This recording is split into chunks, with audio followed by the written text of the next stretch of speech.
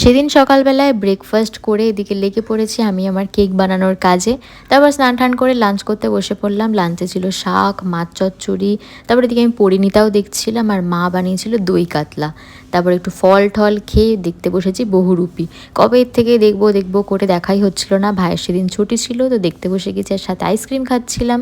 তারপর সন্ধ্যাবেলা আমি আর ভাই বেরিয়েছিলাম কেক ডেলিভারি করতে, আবার ফালুদাও খেয়েছিলাম। তারপর বাড়ি এসে এদিকে আমি ডিনারের তোড়জোড় করছি। আগের দিনের একটু সলিড পিসের কিছু চিকেন রাখা ছিল, তো ভেবেছিলাম ক্রিস্পি চিকেন টিকেন করবো। বাবা বললো যে পোলাও খেতে ইচ্ছা করছে, তো চিকেনের পরিমাণ কম থাকায় একটু আলু ডিমও দিয়ে দিয়েছিলাম। আর এই পোলাওটা খেতে আমাদের বাড়িতে সবাই খুবই ভালোবাসে। দেখো কেমন হাঁ করে তাকিয়ে আছে দুজনে।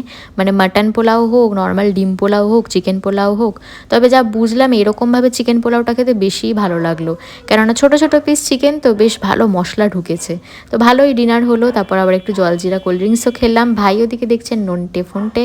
তো যাই হোক, চলো আজকের মতো এটুকুই। ভিডিওটা ভালো লাগলে লাইক করে দিও, সাবস্ক্রাইব করে দিও। টাটা।